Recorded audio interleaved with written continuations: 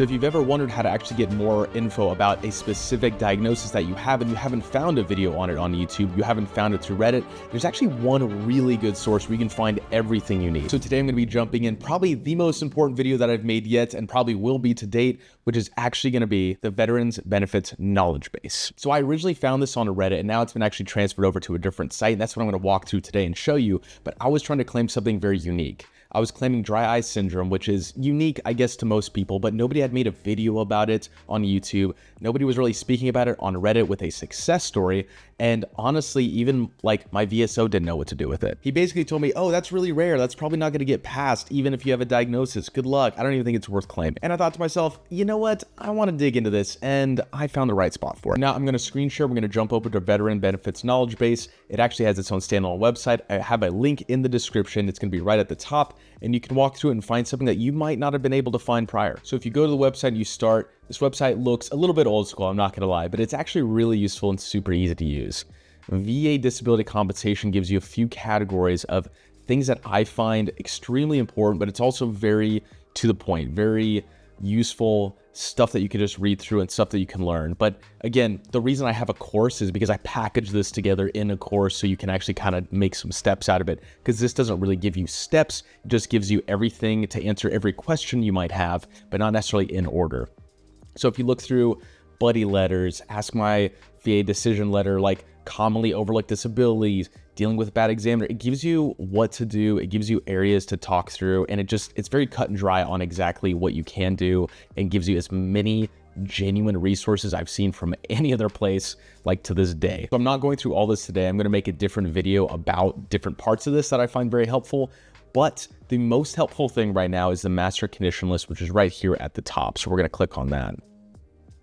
So the master condition list will go through every condition that the VA has. As far as I know, this is updated frequently, but anything that you've ever even considered as a condition that you might have as an ailment is probably on the master condition list. So we're going to start by going through A to Z, and we're going to actually look up something. We're going to look up headaches. So we're going to go down to headaches. If you are trying to look up headaches or migraines, it might come up with the same thing, but here we go. We have the diagnostic code right here for migraine, tension, headaches. And I'm just going to read through a little bit about this.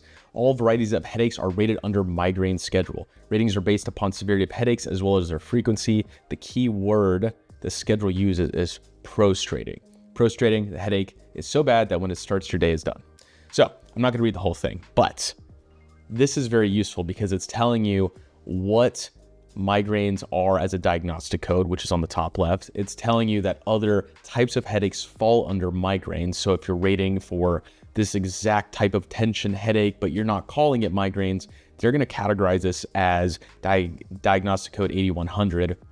And that's something that you should just know. So if you're looking at making a claim on something that's very specific, including if people have made a lot of videos about it, you should jump in here, see what's been talked about and written about so that you understand like what you're claiming and why, and what other areas that might kind of give you some more information.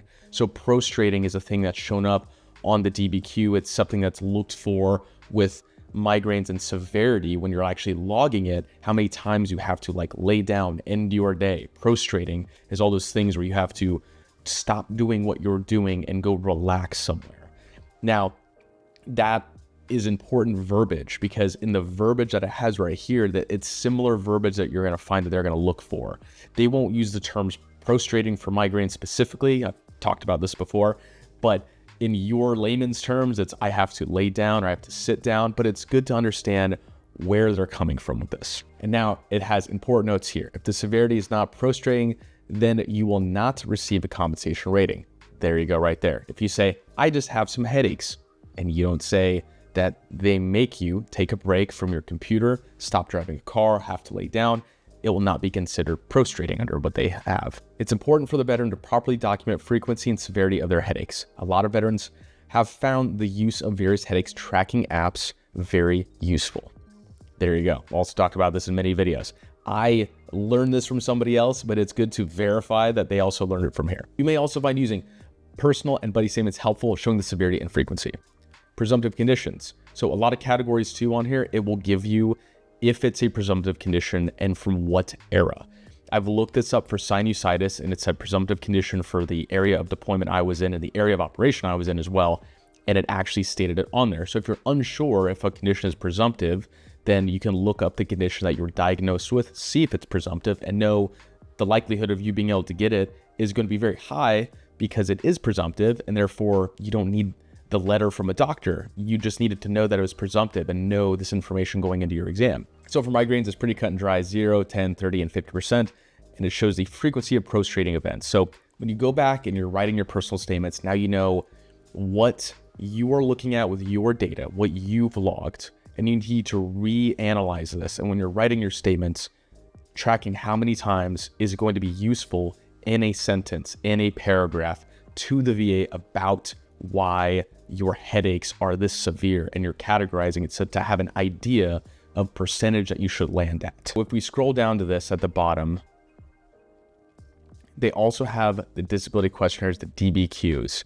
So the DBQ is what the VA C&P examiner uses, and when you click on this, it will give you exactly the form that they are going to be used when they are looking at headaches. If you're claiming headaches and or migraines at this point, they will check the boxes on all this. They'll fill out this information.